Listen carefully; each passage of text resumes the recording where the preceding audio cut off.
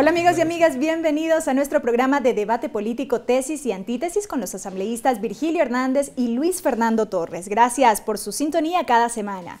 La Asamblea Nacional inició el debate sobre el Código Orgánico Monetario y Financiero, normativa que fue enviada a la función legislativa con el carácter de urgente en materia económica. De eso hablaremos en este programa.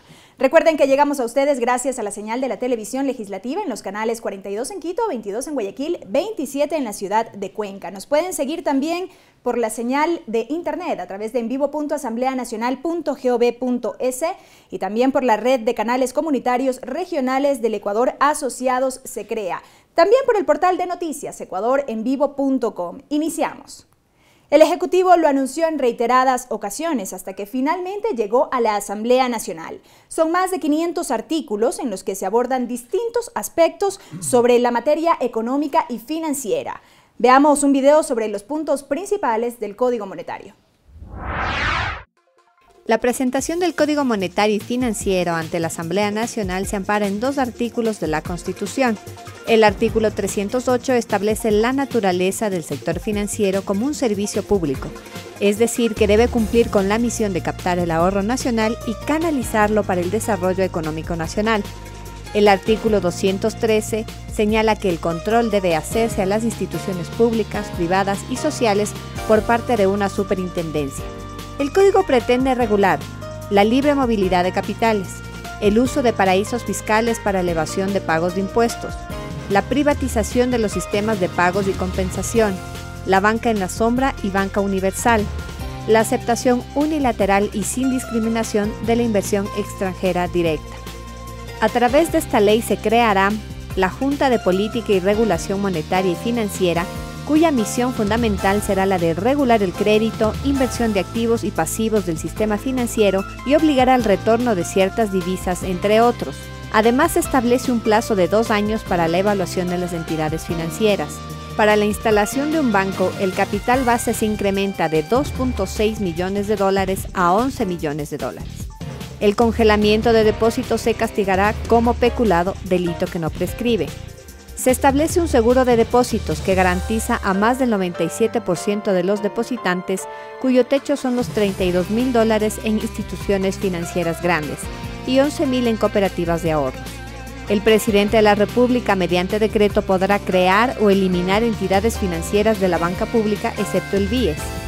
El Código además deroga 30 leyes, entre ellas 2 identificadas como las que fortalecieron el régimen neoliberal: la Ley General de Instituciones del Sistema Financiero y la Ley del Régimen Monetario y Banco del Estado. Con estos antecedentes, entonces, amigos, iniciamos este debate político. Lo hacemos con el asambleísta Virgilio Hernández, pero anticipando que para los dos va la misma pregunta con el fin de un poco ayudar a nuestros televidentes a entender de qué va este tema. ¿Para qué el Código Monetario y Financiero y qué significa en el manejo político-económico del país?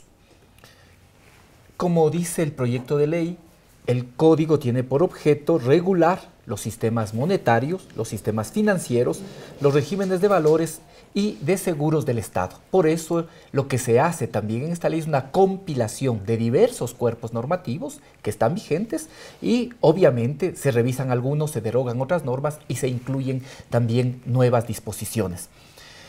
Este código, podríamos decir, establece el marco de políticas, regulaciones, supervisión, control, rendición de cuentas que permita el funcionamiento del sistema monetario, del sistema financiero, de lo que tiene que ver con el régimen de valores y también de seguros del Ecuador. Este es los objetivos, el objeto y el ámbito de la ley. Ahora, ¿por qué es importante un código y cuáles son los aportes de este código?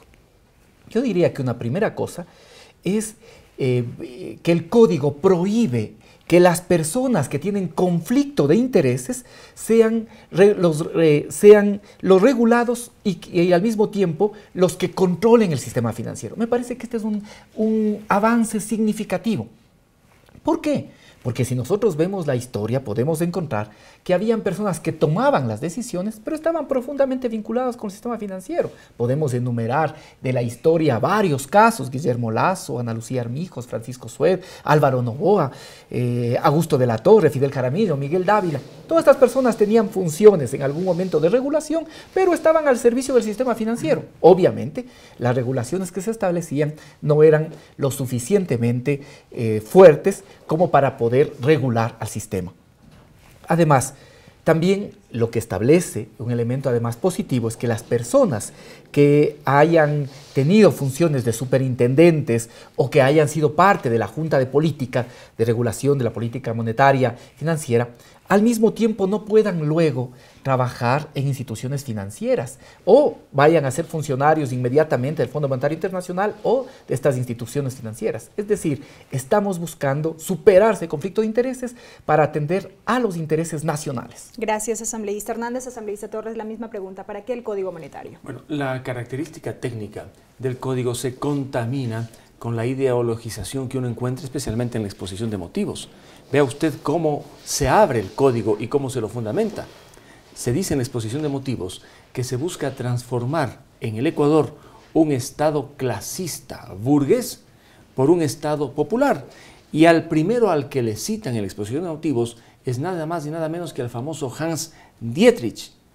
Le citan para que diga: vamos a transformar al Estado burgués clasista, significa reformar y reemplazar a las instituciones de explotación y acumulación existentes. Bueno, ¿para qué tanta terminología de corte marxista en este código? Esto contamina las líneas principales del Código Monetario, que tiene algunos temas indudablemente positivos y otros que van a distorsionar el funcionamiento del sistema financiero y bancario. Luego viene lo segundo. Los destinatarios principales, aunque no exclusivos del código, son los bancos, los banqueros y por supuesto los ciudadanos que tienen sus depósitos o aquellos que tienen créditos con la banca. La banca en el Ecuador está muy bien, solvente.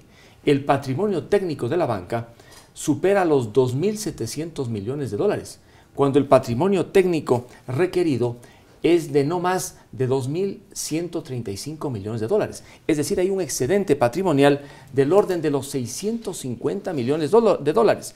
En otras palabras, la banca está bien, está sólida.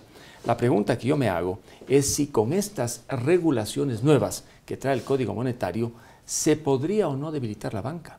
¿En qué situación quedarían los depositantes? ¿Iría en perjuicio más que en beneficio? A mí lo que me preocupa es la excesiva intervención de esta nueva junta bancaria con superpoderes para redirigir el crédito, en unos casos, para convertir al fondo de liquidez de cerca de 2.000 millones de dólares en una especie de garantía, un fondo que está integrado con depósitos de los ciudadanos. Gracias, asambleísta Hernández. ¿Qué decir sobre esto y además referir esta serie de leyes, más de 30 leyes que deroga este cuerpo normativo? A ver, como dice el filósofo Jürgen Habermas, no hay nada peor que pensar que los asuntos que son políticos se escuden a través del tema técnico. ¿Sí? Obviamente, nosotros señalamos, este código tiene una impronta político-ideológica de quienes en este momento tenemos responsabilidades, obviamente, porque ¿qué es lo que pasaba también? Y muchas de esas leyes que ahora se derogan tienen ese matiz, que aparecía que la política económica era una cosa técnica, pues, y entonces las recomendaciones del Fondo Monetario Internacional, del Banco Mundial, aparecían como que son recomendaciones que no tienen ninguna intencionalidad política. Y a través de esas recomendaciones lo que se hizo es concentrar en unos casos la riqueza, favorecer a unos determinados grupos, favorecer una política, por ejemplo, de desregulación del sistema bancario y del sistema financiero y en cambio perjudicar a otros. Fue a través de ese debilitamiento de los controles y las regulaciones que tuvimos la crisis del 99 que el país recuerda. Entonces nosotros, ¿qué es lo que decimos? Que está bien que exista la banca, por supuesto, que exista una banca solvente. Eso es bueno para el Ecuador. De hecho, en estos últimos 10 años, la banca ha ganado 6 veces más. Entre el 2003 y el 2013, la banca ha ganado 6 veces más que en años anteriores. Pero eso no solo es pues mérito de la banca, no solo es por la gestión de quienes dirigen la banca, sino también por todo un ambiente exógeno que ha permitido que ha permitido condiciones favorables para el desarrollo del crédito, para el desarrollo de la confianza. No solo es lo que han hecho los banqueros, sino el entorno macroeconómico favorable que se ha generado desde las instituciones estatales. Por lo tanto, este proyecto de ninguna manera busca atentar ni debilitar la banca, todo lo contrario, busca fortalecer, pero fortalecer también los recursos de los depositantes. Este proyecto no busca para nada salir de la dolarización, sino fortalecer, pero también estableciendo las debidas regulaciones para quienes hay que hacerlo. Gracias, asambleísta Torres. Bueno, a propósito de la dolarización, el artículo 92 del Código efectivamente señala que los pagos deberán hacerse en dólares y que nadie puede ser obligado a recibir un pago en moneda distinta. Sin embargo, ese mismo artículo 92 del Código Monetario establece una especie de convertibilidad, y no será convertibilidad de dólares a dólares, sino de las otras monedas. Según el Código, en el Ecuador tendríamos el dólar billete, el dólar moneda y el dinero electrónico. Se aplica la convertibilidad para 2 de esos 3 tipos de moneda. Algunos entendidos, entre ellos Jorge Rodríguez, dice que esta norma incorpora pues la figura del bimonetarismo, que no está mal, pero tiene que ser suficientemente aclarada. En el artículo 4, cuando se habla de los principios del Código, está ausente la defensa de la dolarización, así como está ausente la defensa de la estabilidad económica y de los principios básicos de liquidez. Por ello creo que sería importante, para que nadie tenga duda alguna y todos nos encontremos con la tranquilidad del caso, que se diga en el artículo 92 del Código que la moneda de curso legal en el Ecuador serán los dólares de Estados Unidos de Norteamérica. No es que el Código desdolariza la economía, de ninguna manera, pero que quede claro para que no haya duda alguna sobre este tema. Ahora lo otro, ¿qué función cumple la banca? La banca capta recursos y hace préstamos. En el Ecuador los préstamos no son a largo plazo porque los depósitos de los ecuatorianos son a la vista o a corto plazo. Esa es la cultura del ecuatoriano. Que los créditos deban ser redireccionados para ciertos sectores según lo que van a decir los funcionarios de la Junta me parece absurdo, porque se le quita la potestad al banquero de evaluar los riesgos, cuando el banquero lo que tiene que responder es al depositante. Yo estoy pensando aquí en los depositantes, no tanto en aquellos que pueden recibir el crédito y luego no pueden pagar. De tal manera que el Código tiene que medir esos equilibrios y no permitir una excesiva intervención de los funcionarios de la Junta en actividades que no les son propias. Asambleísta Torres, gracias. Amigos y amigas, tiempo de una breve pausa aquí en Tesis y Antítesis. Nos adentramos ya un poco en el contenido del Código Orgánico Monetario y Financiero. Continuaremos con más después del siguiente corte.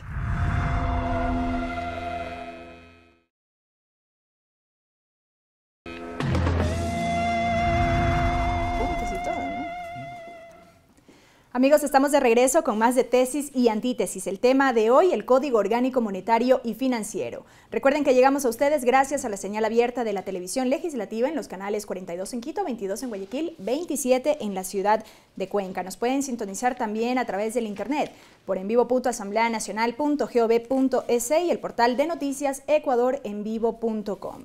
Si bien el Mundial de Fútbol capta la atención general, también la ciudadanía está pendiente del contenido de esta ley y esto es lo que opinaron. Veamos a continuación. Que haya una legislación que las entidades financieras le regulen, yo estoy de acuerdo. Porque ya con las que tenemos están bien, no entiendo para qué más.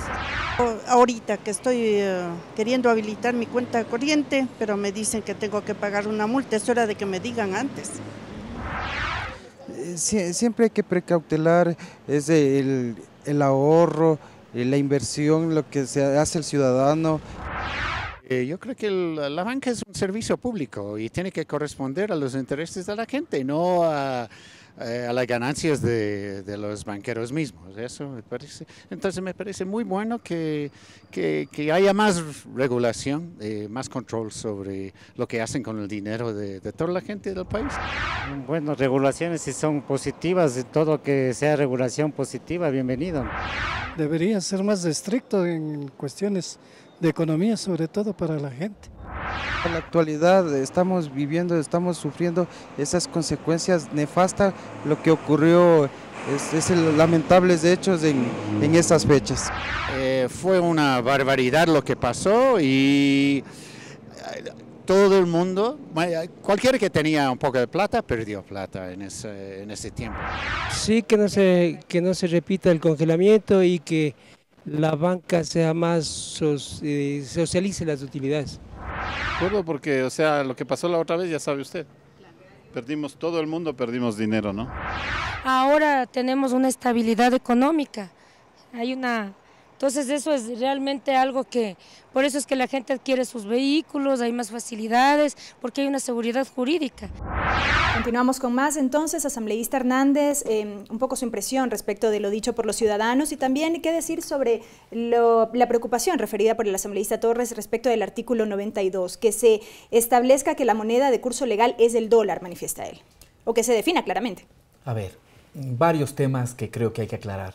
En primer lugar, esta preocupación que señala Luis Fernando también es la preocupación que nos expuso el presidente de la Asociación de Bancos, que el tema del mantenimiento de la dolarización sea considerado un principio y que deba estar incluido en el artículo 4.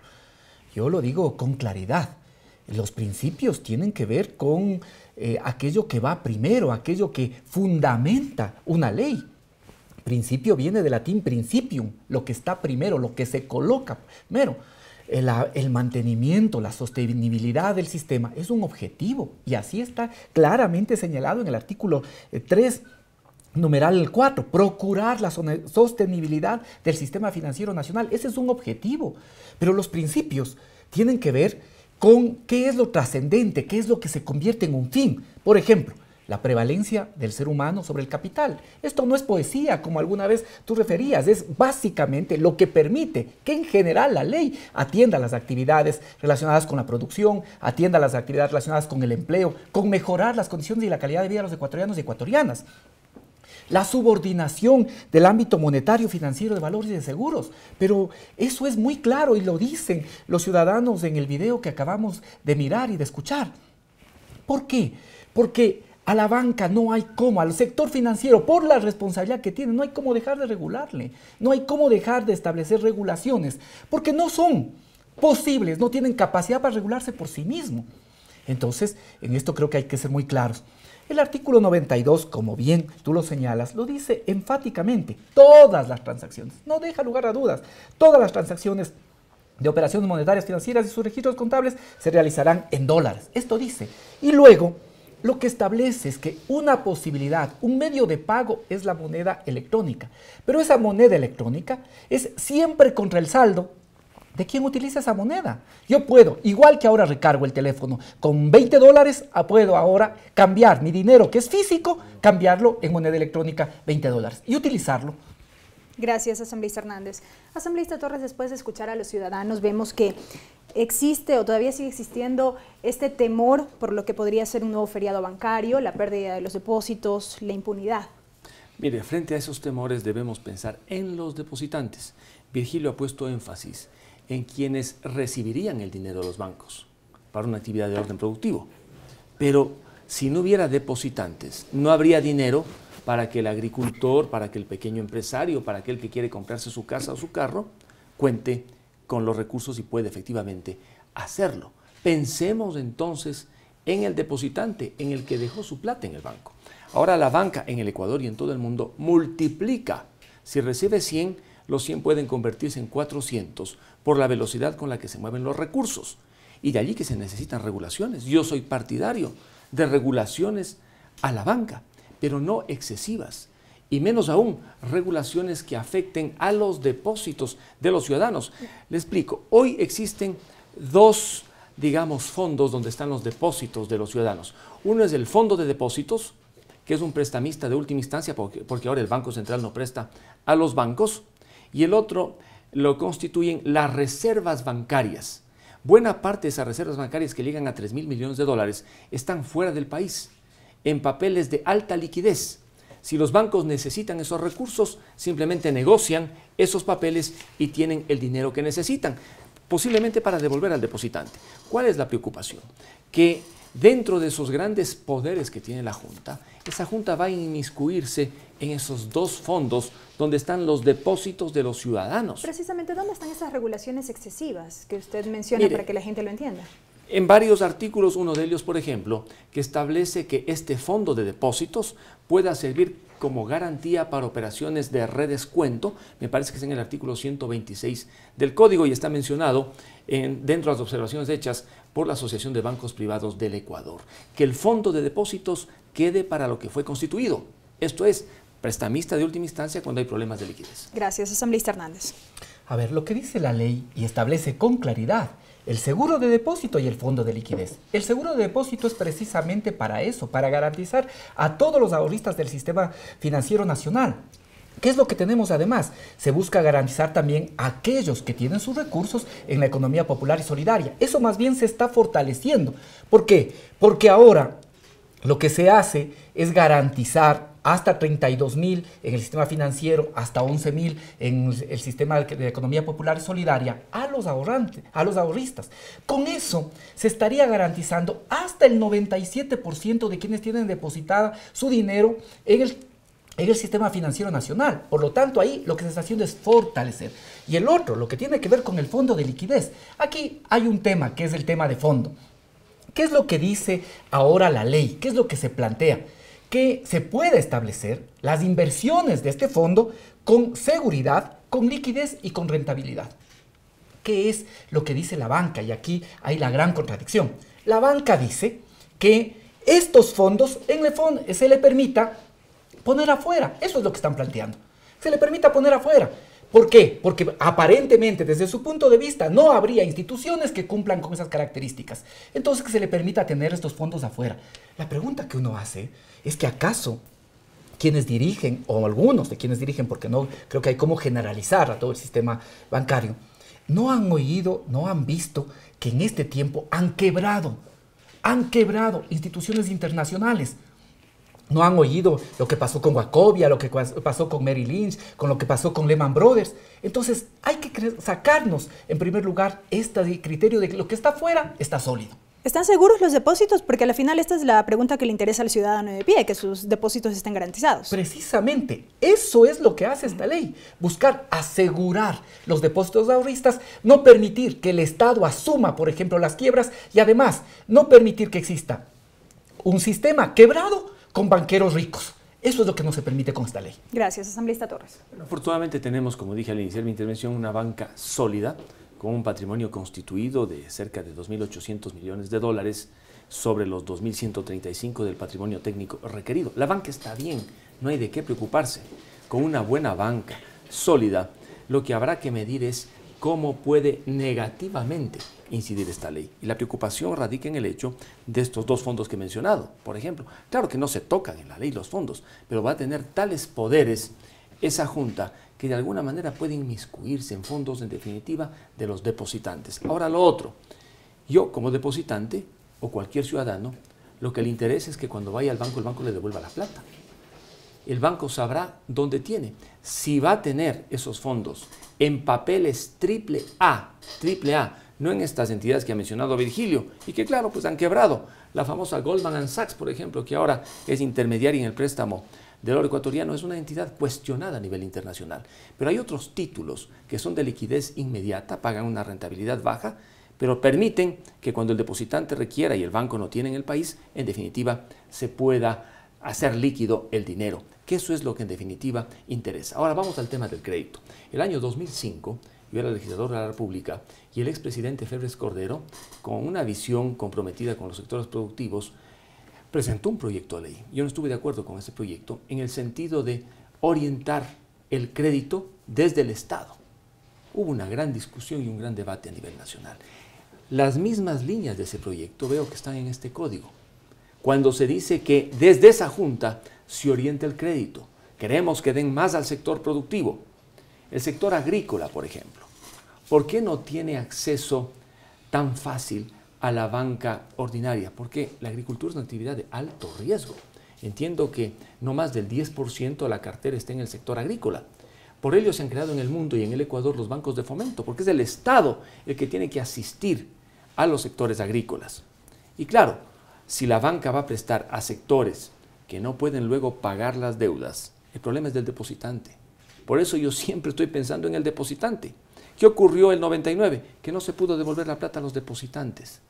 De allí la importancia de que el Estado no meta demasiado las narices donde no le corresponde, sustituyendo inclusive a la banca en la evaluación de los riesgos. Pensemos en los depositantes. Gracias, asambleísta Torres. Amigos, tiempo de una nueva pausa aquí en Tesis y Antítesis. No se vayan, continuamos con más. El tema de esta semana, el Código Orgánico Monetario y Financiero.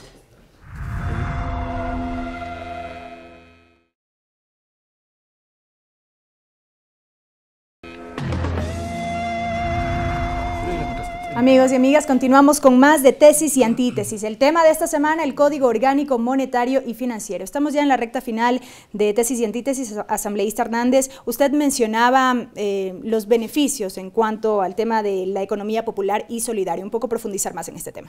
A ver, no quiero dejar de contestar lo que ha señalado Luis Fernando. Mire, aquí hay siempre una paradoja. Los banqueros, al igual que nosotros, queremos que se mantenga la dolarización, pero hay una diferencia. Los banqueros quieren que se mantenga la dolarización, pero ellos poder sacar la plata, y eso están proponiendo. Segundo, no todos, vuelvo a decir, yo estoy hablando del documento oficial que nos ha entregado la Asociación de Bancos, seguramente expresa el criterio mayoritario. Segundo, no es que ellos están en desacuerdo con que existan incentivos, lo plantean también en sus proyectos, respecto, por ejemplo, a cómo utilizar la ventanilla de redescuento para tener crédito. ¿Qué es lo que quieren? Quieren, por ejemplo, que se establezca una disminución de 10 puntos del impuesto a la renta. O sea, quieren ser una actividad que, a diferencia de las otras, paga 10 puntos menos. Es que no están en desacuerdo con los incentivos. Tercero, lo del redireccionamiento del crédito.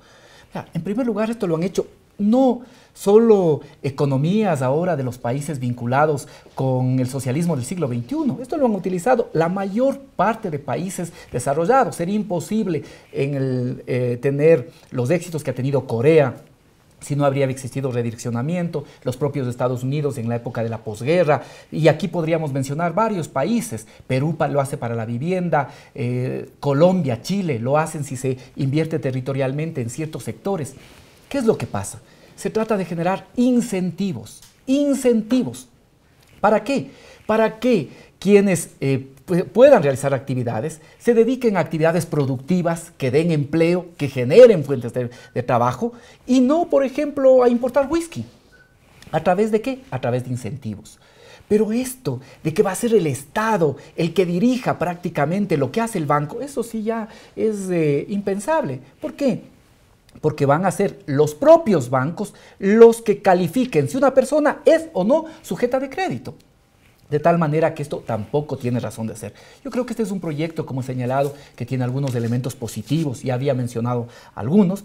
Creo que permite, por ejemplo, con este proyecto se regula el crédito que otorgan grandes entidades no financieras. Aquí hemos tenido casos como el de Casa Tosi, por decir algo, que lo que evidencia es abusos. Otro elemento es que se fortalece la capacidad de control y sanción de las superintendencias a través del mecanismo de las multas, de la remoción de administradores. Incluso esas multas ahora son severas. ¿Para qué? Para que se cumplan las regulaciones. De igual manera, se establece un seguro de depósitos que garantiza a la mayor cantidad de depositantes con sus ahorros. Se genera posibilidad de dinero electrónico que permita que se pueda operar en cuanto este mecanismo sea publicitado. Yo diría, por ejemplo, en las bahías, en el Ipiales, va a ser de mucha utilidad porque la gente no va a tener que ir con el dinero físico. Esto creo que es más bien un avance importante y siempre es contra el saldo de las personas. Se prohíbe el congelamiento bancario, esto es una cosa fundamental. Se prohíbe la retención arbitraria y si lo hacen, hay mecanismos para que puedan ser sancionados. Creo que es un código importante, recoge normas que ya existen y otras que lo que permiten es una mayor regulación en beneficio de los ciudadanos. Gracias, asambleísta Hernández. Asambleísta Torres, su respuesta y reflexión final. Bueno, no deja de ser importante el código porque además de los asuntos bancarios y monetarios que hemos comentado con Virgilio, también regula otros asuntos de las aseguradoras. Sustituye, por ejemplo, a la ley de cheques. Una ley de cheques antigua se sustituye por otra. Claro que va a generar distorsiones al momento de la aplicación. Uno de los grandes objetivos, me recordaba el economista Jorge Rodríguez del Colegio de Economistas de la capital, es que debería procurarse en el país aumentar la masa del crédito. Entiendo que los economistas llaman a esto el índice de bancarización. Si uno suma los créditos más los depósitos, frente al PIB tiene un porcentaje. El Ecuador en índice de bancarización está, me parece que, en el 50% de lo que está Chile. Entonces, ¿cuál debería ser el objetivo? Aumentar ese índice, que haya más depósitos y que haya más créditos, antes que preocuparse del destino del crédito. Queremos que ahora no importen whisky, como dice muy bien Virgilio, pero queremos que se dediquen a fabricar zapatos. Pues si el que va a fabricar zapatos no conoce, no tiene mercado y va a quebrar, ¿para qué le va a prestar usted el dinero del depositante? Porque aquí hay que pensar en el depositante. La plata que prestan los bancos, en términos generales, no es de los banqueros, es plata de los depositantes. De ahí la importancia, entonces, de no pensar en esto de redireccionar el crédito. Hoy, por ejemplo, de lo que dice la Asociación de Bancos, el 60% o 70% de la cartera está en el sector productivo, un 30% está en el consumo para la compra de un vehículo, digamos, y un 10% o 5% en otras actividades.